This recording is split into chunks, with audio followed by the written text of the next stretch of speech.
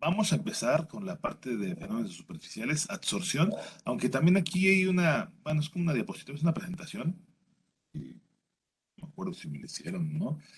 Pero bueno, la tengo la presentación y es de sistemas coloidales, que eso lo vamos a ver más adelante, se ve más adelante, ¿sí? Entonces aquí, fenómenos superficiales, las moléculas que están en la superficie de un líquido o sólido experimentan un desbalance o desequilibrio en un sistema, en su sistema de fuerzas.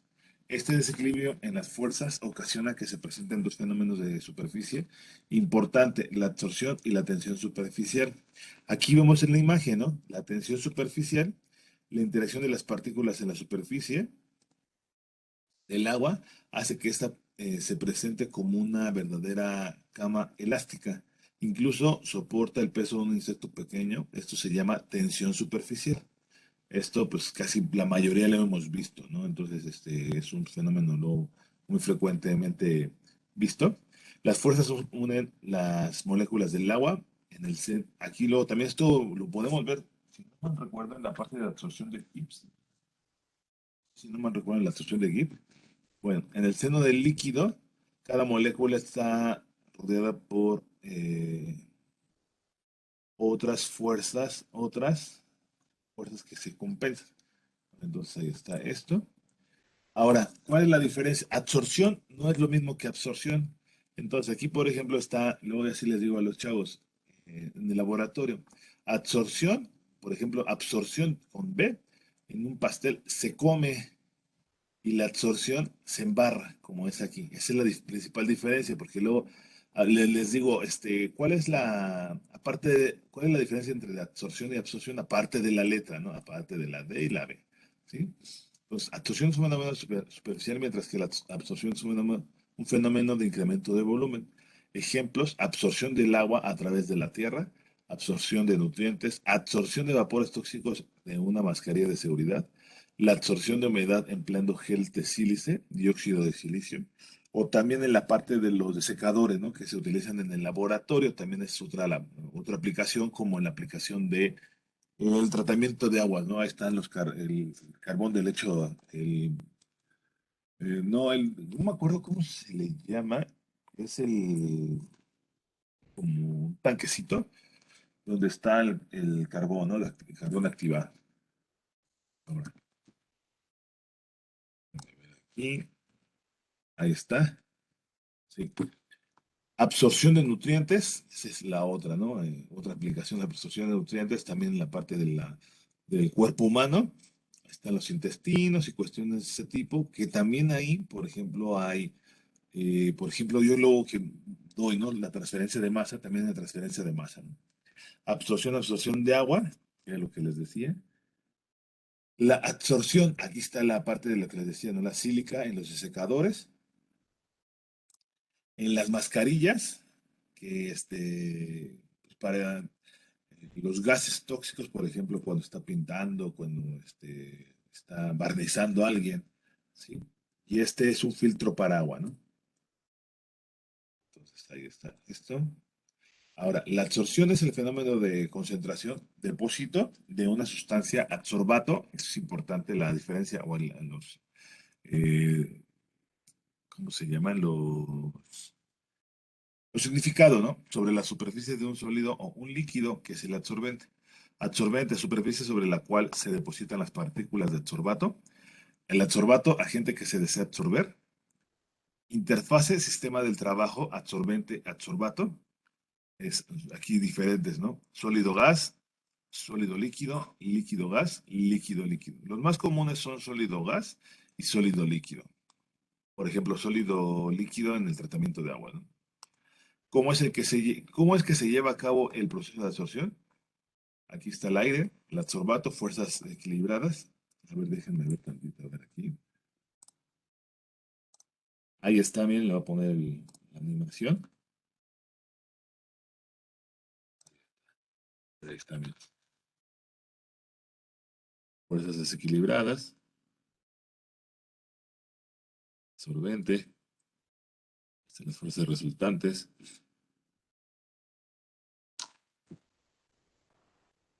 Y ahí ya se acaba ¿no? Entonces, ahora, la absorción.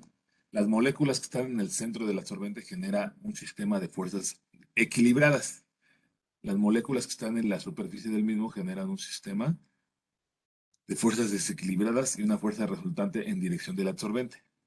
Las moléculas de adsorbato se depositan en la superficie del absorbente debido a esta fuerza resultante. Con esto se equilibra el sistema de fuerzas de las moléculas que están en la superficie. Entonces aquí está átomo de la superficie, está átomo dentro del sólido, ¿sí? Y ahí es la parte de las fuerzas que se equilibran, ¿no? Bueno, entonces ahí está, miren. Absorción. La absorción fue descubierta en la segunda mitad del siglo XVII. Shell en 1773 en Suecia, Fontana en 1777 en Italia observaron la absorción de gases empleando carbón. ¿Por qué se utiliza carbón o por qué empezaron con carbón? Porque, y se sigue utilizando el carbón activado porque tiene una gran área superficial. ¿Sí? Por eso es una de las, de las mayores motivos que se utiliza el carbón activado. Swift en 1903 desarrolló la cromatografía al separar pigmentos vegetales clorofilas a través de una columna llena de KO3, KCO3, ¿no? Y esta es la parte, miren, esta es el disolvente, esta es la columna, estos son los principios de la cromatografía de gases, de líquidos, y ya va separándose. Esta es la matriz donde se va a estar absorbiendo y puede depender también de la temperatura. Eso lo vamos a ver en cromatografía de gases. Si no mal recuerdo, tengo una presentación de cromatografía de gases. Y ahí se ve, miren, cómo va separándose la clorofila de los otros componentes. Y este es, por ejemplo, lo que quisiéramos, ¿no? Lo que quisiéramos ahí, pues ya lo tenemos, la clorofila, y los demás, pues ya, ¿sí? Zelinsky aplicó la absorción de gases con carbón activado para el desarrollo de las primeras máscaras de la guerra, eh, en la Primera Guerra Mundial, ¿sí? Contra los gases tóxicos utilizados en la Primera Guerra Mundial. Eh, 1903 aplicó, la asociación fue descubierta por Swift. Bueno, entonces aquí esta es la parte de aplicación y ya está interesante, ¿no? Creo yo, porque se aplica, les digo, para cromatografía de gas como, para cromatografía de líquidos. Sí, sí. Bueno, entonces aquí tenemos la parte de absorción también. La absorción es un fenómeno termodinámico exotérmico y por lo tanto se da de manera espontánea, considerando que ninguno de los sitios donde se lleva a cabo el proceso de absorción estén ocupados. Se favorecen las condiciones de absorción a temperaturas bajas, presiones altas y su entropía es negativa. Existen dos tipos de absorción, fisisorción o absorción física y misorción o absorción química. ¿Sí? Bueno, entonces aquí vamos a ver la parte del proceso. Aquí es un fenómeno termodinámico exotérmico. Entonces, esto está relacionado con la parte de la termoquímica. Aquí vamos a recordar que la primera ley de la termodinámica es la ley de la conservación de la energía. La energía no se crea ni se destruye, solamente se transforma, como enunciado. Ahora, como la expresión matemática, delta E, estrictamente hablando, delta E es igual a Q más W. Así la ve el libro de Check, por ejemplo, así. Siempre y cuando el trabajo es para la expansión va a ser negativo. El libro de Castellan la ve como delta E es igual a Q menos W, donde la expansión va a ser positiva. Aquí nada más cambia lo del signo del trabajo. Nada más hay que tenerlo en cuenta. Aquí esta E es la energía total, energía cinética más la energía potencial más la energía interna. Como caso particular donde la energía cinética no hay movimiento, la energía potencial no hay diferencia de alturas, se pueden igualar a cero los deltas y tenemos que delta U es igual a Q más W. ¿Sí? Ahora, también tenemos estas definiciones del CP. CP es igual a la derivada parcial, estrictamente hablando, de H con respecto a T a presión constante. El CB es igual a la derivada parcial de U con respecto a T a volumen constante. ¿Qué quiere decir que tengamos derivadas parciales? Pues que la funcionalidad, por ejemplo, de H va a ser de dos variables, dos o más variables cuando tenemos derivadas parciales. De T y de P, la energía interna es en función de T y de B. ¿Sí? Pero aquí, como la presión es constante, podemos dejarla como una derivada total. Por ejemplo, Cp es igual a la derivada de H con respecto a T, ya que H es igual a una función solamente de la temperatura. Y de manera similar, el Cv es igual a la derivada de U con respecto a T como una derivada total, ya que la energía interna es una función solamente de la temperatura. ¿Sí? Ahora, recordando que de la primera ley de la termodinámica, el calor a presión constante es igual a delta H. Aquí también se me estaba olvidando que, por ejemplo, el calor a volumen constante, el calor a volumen constante, a partir de la primera ley de la termodinámica, W es igual a menos la integral de P dV, y si el volumen es constante, esto implica que la derivada de V es igual a cero, por lo tanto, esto es igual a cero, y QB, el calor a volumen constante, bueno, aquí lo estoy manejando como diferentes, pero bueno, pero es el mismo calor, ¿eh? Al igual lo voy a poner como, para continuar con la misma nomenclatura mayúscula, Q mayúscula y Q, ahí está. Entonces aquí sería delta U, ¿vale? Entonces nada más recordando esto y anotándolo. Ahora, la termoquímica es la rama, es una rama de la primera ley de de la termodinámica, pero para cuestiones químicas, ¿sí? Considerando el delta H, se sabe que una reacción sí, es exo o endotérmica. Aquí, recordando que la entalpía, cómo se define, es igual a U más PV. No me voy a meter en detalles cómo se deduce, pero tampoco no es tan difícil. ¿Sí? Podemos saber si una reacción es exotérmica con base en el delta H de reacción. Si es negativo, si el delta H de reacción es positivo, es endotérmica. ¿Por qué se utiliza delta H de reacción? Porque la entalpía se utiliza cuando es a presión constante. Porque también se pudiera utilizar la energía interna, despejándola de aquí, es igual a H menos la presión por el volumen, pero la mayoría de los procesos se lleva a presión constante. Por ejemplo, en el laboratorio, la reacción entre el ácido sulfúrico y el agua es un proceso a presión constante. Utilizamos vasos de precipitados, una pipeta, micropipeta, una propipeta, los guantes, y la hacemos con a presión constante, ¿sí? O también la reacción de la sílica gel con agua, también es una reacción, la del ácido sulfúrico es una reacción exotérmica, la de la sílica gel con agua es una reacción endotérmica. Y es lo que les decía, la parte de la calorimetría nos sirve experimentalmente para saber si una reacción desprende o absorbe energía a partir de las variables termodinámicas. En este caso es con base en la temperatura. Con un termómetro, pues rápidamente sabemos si una reacción va a ser exo o endotérmica. ¿Sí? Bueno, entonces hasta aquí queda esto por lo menos, por lo menos. Bueno, entonces aquí vamos a hablar un poco de la segunda ley de la termodinámica que nos sirve para la espontaneidad de un proceso. Sí, aquí está la parte matemática, es para saber si un proceso es espontáneo, estamos en el equilibrio, con base en el delta C del universo, el cual comprende el delta C del sistema más el delta C de los alrededores, que tiene que ser mayor o igual a cero. Esa es una expresión matemática. Y esta es la otra expresión, delta S es igual a Q sobre T. Entonces aquí les digo, ¿cuál es lo que nos interesa? Pues el sistema, ¿sí? Antes de llegar a esto, voy a ver, este es un análisis que hace el libro de Cengel de termodinámica para líquidos, ahí no importa. Entonces, si tuviéramos una diferencia de voltajes en un circuito en serie, tenemos la primera ley, la segunda ley, por ejemplo, si está funcionando la segunda ley, perdón, si está funcionando la primera ley y la segunda ley no está funcionando, no está conectada, entonces no va a haber una diferencia, no va a haber un paso de corriente.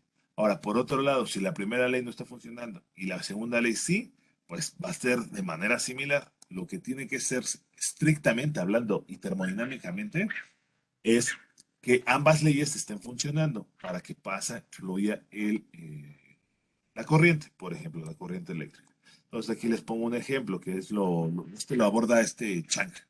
Entonces aquí está una pelota que tiene una energía potencial, está en el piso. Si la dejamos caer, va a pasar esto en diferentes tiempos. Tiempo uno, tiempo 2, tiempos 10, ¿no? Por ejemplo. Aquí llegamos al equilibrio mecánico, ¿sí? Entonces, a esta energía potencial, en principio lo que nos diría, es el primer caso, lo que nos diría la primera ley de la termodinámica, que esta energía almacenada en el piso puede hacer que bote esta pelota, lo cual no es viable, ¿sí? Entonces, eso es lo que está pasando aquí. La segunda ley de la termodinámica no funciona aquí y por lo tanto, pues no se va a llevar a cabo esto de que bote como que por obra del Espíritu Santo. Entonces, nada más hay que tenerlo en cuenta eso. Otra también que no puse, pero por ejemplo, si ustedes, si viéramos, por ejemplo, un vidrio y una pelota que la aventamos al vidrio, va a pasar que este vidrio se rompa. Así la poner como vidrios. Y aquí está la pelota que rompió. Entonces, pudiéramos, esto pasa para acá. Y eso también está la parte de esto, ¿no? De 1 a 2 es espontánea. O sea, de aquí a acá. Este va a ser el estado uno y el estado 2. También eso no se lo dije. Esto, esto no va a ser espontáneo. Sí, porque si no, sería un ciclo y no ocurriría nada. Eso también lo pone este Chang. Entonces, si aquí pasara de 1 a 2 y luego de 2 a 1, que esto se regresara, ¿cómo lo podemos ver nada más? Pues, por ejemplo, en una grabación que lo regresáramos, ¿no? Sí se va, pero físicamente en la realidad no va a pasar eso. Sí, entonces, además de que por eso nos sirve la segunda ley de la termodinámica para decirnos, no, ¿sabes qué? Si pasaría esto, pues no estuviera pasando nada. Llegamos al mismo punto y es un ciclo. Bueno, entonces, ya de aquí de la parte matemática, no lo voy a hacer de estas dos ecuaciones y eh, solamente enfocarnos al sistema que es el de interés, llegamos a la energía de Gibbs y aquí cambia el signo por cuestiones matemáticas, todo eso. Pues aquí delta G va a ser menor o igual a cero, donde la energía de Gibbs es igual a H menos TS. Y también por otro lado, tenemos la energía de Helmholtz, delta A menor o igual a cero, que también se refiere al sistema. Nada más que esta se define como U menos TS. Entonces, esta se utiliza cuando el proceso es a volumen constante. ¿Por qué? Porque está involucrada la energía interna. Esta se utiliza a presión constante. ¿Por qué? Porque está involucrada la entalpía. Ahora, para ver esto de los signos, yo aquí lo pongo, lo divido. Proceso físico, proceso químico. Si delta G es menor a cero, el proceso físico, específicamente hablando, es espontáneo. Si delta G es igual a cero, estamos en el equilibrio, y si delta G es mayor a cero, es no espontáneo. Ahora, por otro lado, en un proceso químico, eh, para una reacción A que da B, si delta G es negativo, A va a dar producto, vamos, la dirección nos sirve para saber la dirección de la reacción. Entonces aquí esto es la dirección de la reacción. La reacción. Entonces aquí si delta G es igual a cero, pues no decimos, o podemos decir que también está en equilibrio, pero químicamente hablando se dice que la reacción es reversible. Ahora, por otro lado, delta G es mayor a cero, el proceso no es espontáneo, por lo tanto, bueno, perdón, no, aquí un proceso físico. Nos va a decir que, nos va a servir para decir que, o decidir que va de productos a reactivos, ¿sí? Ahora, regresando a la parte que estábamos acá. Entonces, en el proceso de absorción, ¿cómo sabemos que un proceso es exotérmico? Pues con base en el delta H de reacción, delta H, por ejemplo aquí delta H de absorción, que es un proceso físico, va a ser negativo y se da de manera espontánea. Pues si se da de manera espontánea, por eso tenemos el estudio de la termodinámica, que va a ser delta G, va a ser menor a cero. Entonces, nada más como que pequeño paréntesis para eh, ver los términos de la parte termodinámica, ¿sí? Bueno, entonces, bueno, continuando, se favorecen las condiciones de absorción a bajas temperaturas, bajas presiones altas y su entropía es negativa. Entonces, también a partir de su entropía es negativa, bueno, va a disminuir. Bueno, aquí esto lo vamos a dejar así. Existen dos tipos de absorción, esto ya lo había visto anteriormente.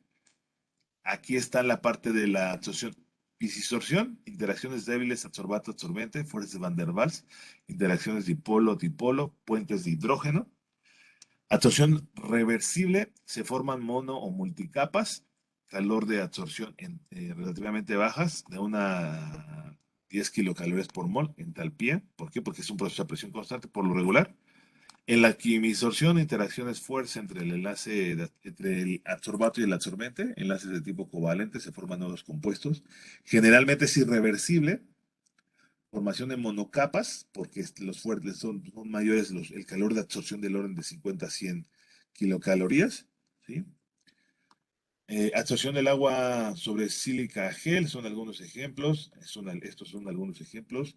Inmovilización de enzimas, catálisis del hidrógeno. Estos acentos aquí. Del hidrógeno y algunos gases. Aquí está la parte de la química. Aquí es como que un resumen de la absorción física, que también se le conoce como fisisorción, y la absorción química, que también se le conoce como quimisorción. Ahí está lo de la parte de monocapas. ¿A qué se refiere con esto de monocapas? Por ejemplo, aquí, esto es el absorbente. Bueno, aquí va a estar el absorbente. Este sería el absorbente. Y este es el absorbato. Entonces, aquí puede ser que en la fisisorción, este va a ser el absorbente.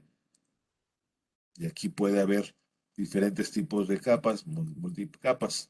¿Por qué? Porque la interacción es más débil, ¿no? Entonces, eso es a lo que se refiere. Es como en el caso, por ejemplo, del vidrio, ¿no? Ya sea en una casa o en un coche y están la gente, personas en el coche, ¿qué va a pasar? Pues se va a estar evaporando por una diferencia de temperatura, se va a estar, se empañan los vidrios, ¿no? Bueno, entonces, aquí está la parte de ejemplos, formación de óxidos y cuestiones de ese tipo, ¿no? Entonces ahí lo voy a dejar esto. Ahora, características de un buen material absorbente deben poseer una alta porosidad, poseen grandes valores de área superficial, por ejemplo, el caso del carbón activado, ¿no? Alta capacidad de absorción, resistencia física y química, fácil manejo. Ejemplos de estos materiales, le digo, carbón vegetal o carbón activado, arcillas, resinas sintéticas, residuos agrícolas, entre otros. Luego también he visto que hasta coco, cuestiones, esta de cáscara de coco se utilizan, ¿no? Dice, carbón activado posee una gran cantidad de microporos, poros con un radio menor a 2 nanómetros, tiene una área superficial mayor a los 500 metros cuadrados por gramo. Luego hay materiales que luego llegan hasta pasar los 1000 metros cuadrados por gramo.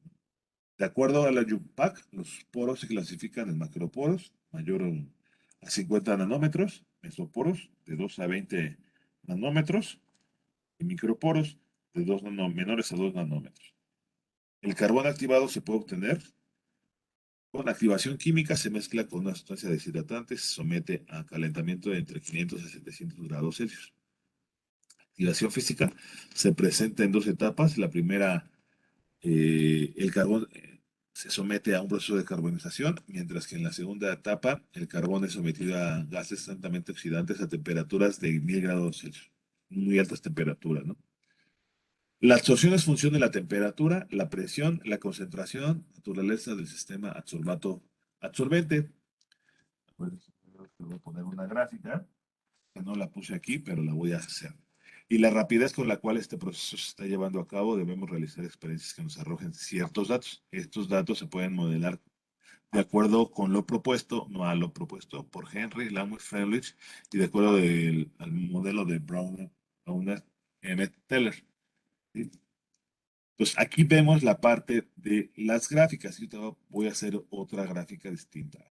Bueno, entonces aquí vamos a ver por un lado la parte de la absorción en función de la concentración, cambiando el absorbato, en este caso es ácido acético en agua, y este es el ácido benzoico, y va a ser bueno, experimentos se hicieron sobre el carbón activado, que aquí en sí, los valores experimentales, luego les digo, esto puede ser así, ¿no? Se ponen los datos experimentales, y ese puede ser eh, un modelo, que es lo que vamos a ver aquí, modelos sí, estos pueden ser los datos experimentales, más adelante lo vamos a ver.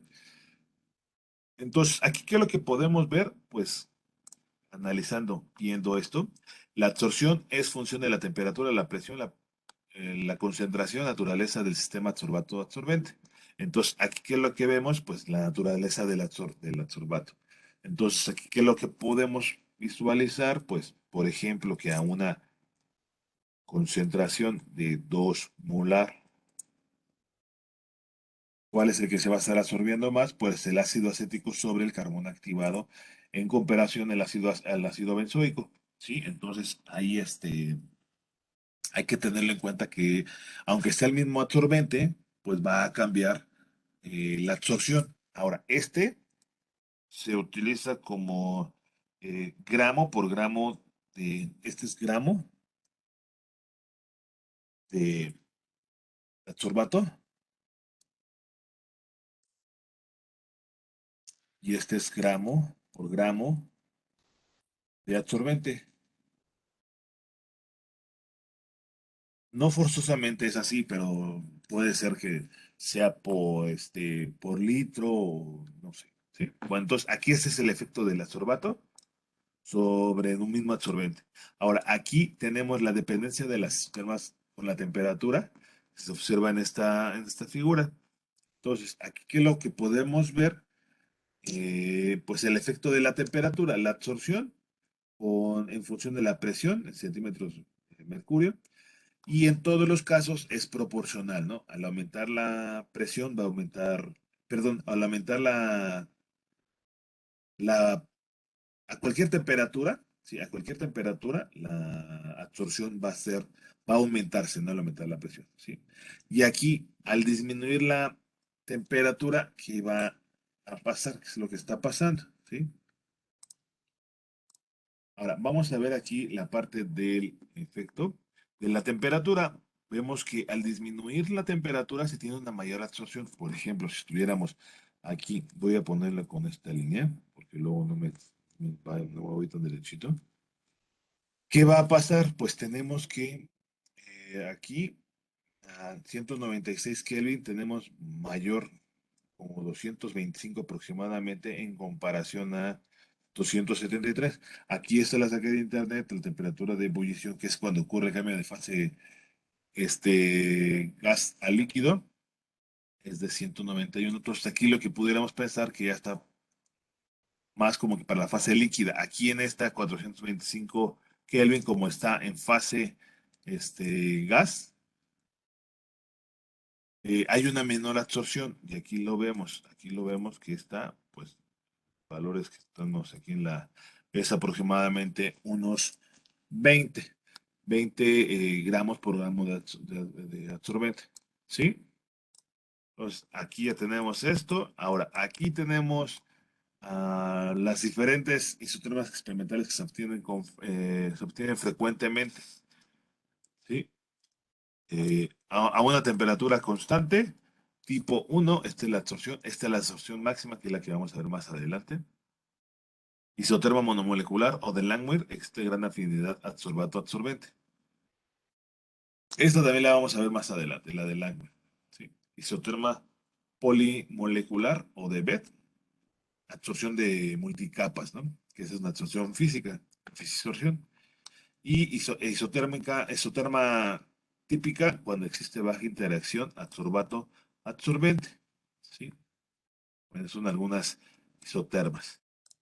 Entonces aquí también tenemos las isotermas de absorción son una representación gráfica de la relación que existe entre la cantidad de adsorbato absorbido, capacidad de absorción a presión y la presión o concentración. La capacidad de absorción se representa con una letra A y tiene unidades de mol de soluto por gramos de absorbente, mol de soluto, metro cuadrado de absorbente, o también puede ser gramo, ¿no? ¿Cómo pasamos de mol a gramos? Pues con el peso molecular. Para los sistemas sólido-gas se conocen 5 tipos de isotermas de absorción. Estos modelos también pueden ser aplicados a sistemas sólido-líquido. Aquí están, este tipo también son otras isotermas. La isoterma del tipo 1 es del tipo asintótico y se puede explicar de acuerdo al modelo del Langmuir. Las isotermas de tipo 2 y 4, que serían esta, y 5, perdón, se interpretan como un proceso de absorción en capas multimoleculares. Se puede modelar de acuerdo con lo propuesto por Beth. La isoterma del tipo 3 se interpreta como un proceso de absorción exponencial y se puede modelar de acuerdo a lo propuesto por Freulich. Estas vamos a ver. Unas de aquí. Bueno, vamos a verlas. El exotema del tipo 4 se registra en sólidos de tipo mesoporosos, 2 a 20 nanómetros y se generan multicapas. Vamos a ver más adelante la parte de los modelos, modelo de Langmuir, modelo de Freundlich. Ahí el primero es el menos complicado, es el modelo de Henry, Langmuir, Freundlich y el de Beta. Sí, hasta aquí vamos a dejar esto.